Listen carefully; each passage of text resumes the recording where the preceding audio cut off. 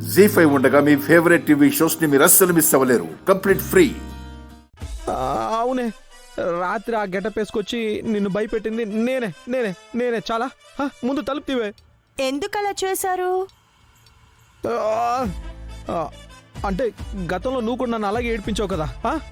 అంటే రాత్రి నేను శైలు మాట్లాడుకున్నది మీరు విన్నారు అంతే కదా? అలా చాటుగా వినడం తప్పు కదండి.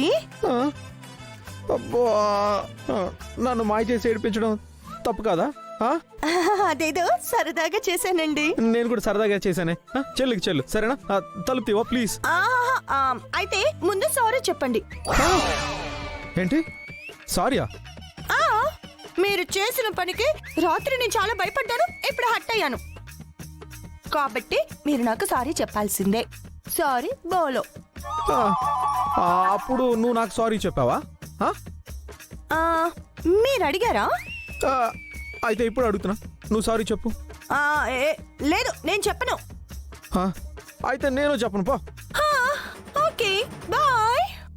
ఏ ఆగవే, ఎక్కడికి వెళ్ళిపోతున్నావే? ముందు తాళం తీవే. అయితే సారీ సారీ చెప్పండి. సరే సారీ. అయ్యా ఫీల్ లేదు. ఇలాంటి టైంలో ఫీలింగ్ ఎక్కడి నుంచి వస్తుంది? సరే సారీ సారీ సారీ. సరే కొంచెం బెటర్ గా ఉంది. సరే రా, వచ్చి తాళం తీరా. ఆగండి వస్తున్నా. సరే రా. అమ్మా అమ్మా, త్వరగా తీవే. అమ్మా తీవే. అమ్మా రా రా రా. ఏయ్, అక్కడే ఆగిపోయావంటే? వాష్రూమ్ తాళం తీ రా. అంటే ఇందాక గదిలోకి వస్తే కాళ్ళు విరుక్కొడతా అన్నారు కదండి, లోపలికి వస్తే ఎక్కడ కాళ్ళు విరుక్కొడతారో అని బయటే ఉన్నాను.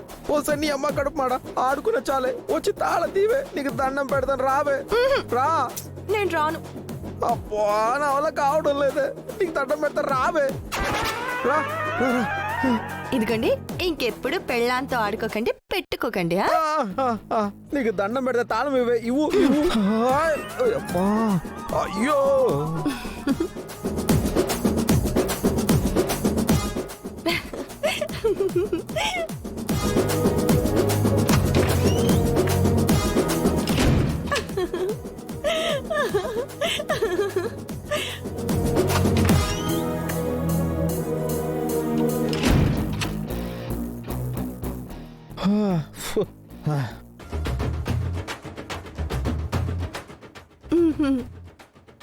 ఎలా ఉందండి గుండమ్మ ఇచ్చిన గిఫ్ట్?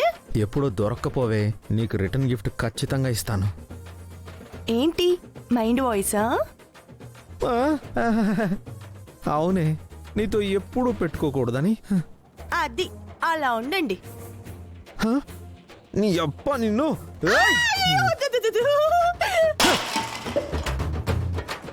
అయ్యో చూసుకోవచ్చు కదా. సారీ మేడం, చూసుకోలేదు.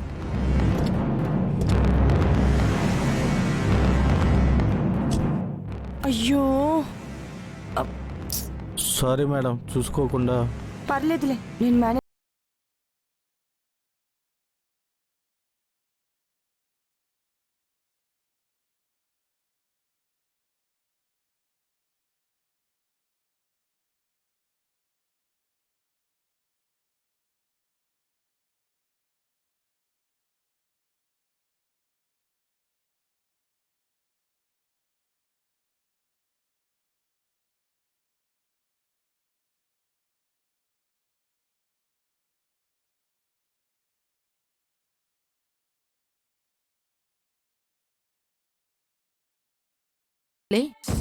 నీ వల్ల నాకు జరిగాయి.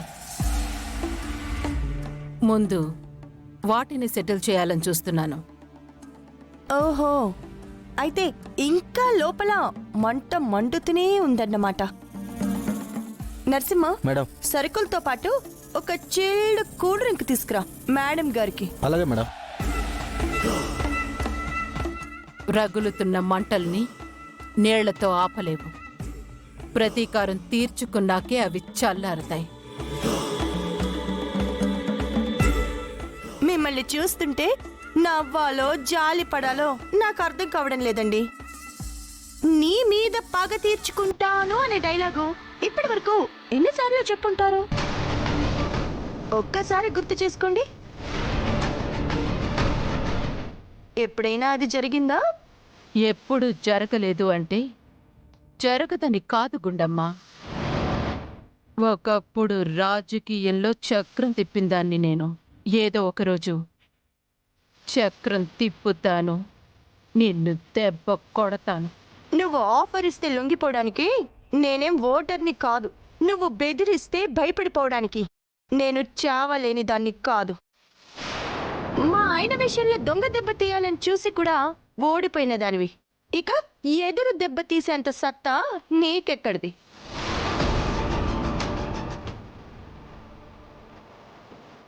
చూడు, నా మాట విను. అనవసరంగా నా గురించి ఆలోచిస్తూ నీ టైం వేస్ట్ చేసుకోకు.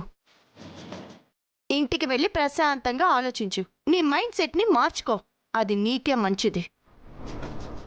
లేదనుకో, ఒక పక్క పదవి లేదు, రాజకీయాల్లో ఉనికే లేదు అనే ఫ్రస్ట్రేషన్, మరో పక్క నన్ను ఏం చేయలేకపోతున్నాను అనే డిప్రెషన్.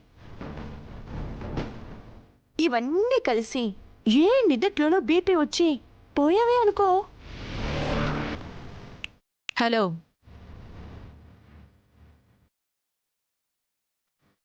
బీపీ పెరిగిపోవడం కాదు, నీ వేలితో నీ కన్నే పొడిచి చూపిస్తాను.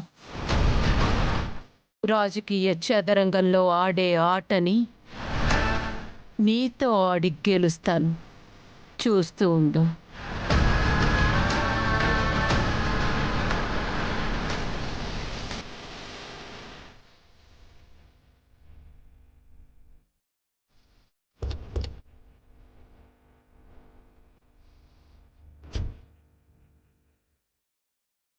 జీ5 యాప్ డౌన్లోడ్ చేసి అన్ని ఎపిసోడ్స్ పూర్తి ఉచితంగా చూడండి.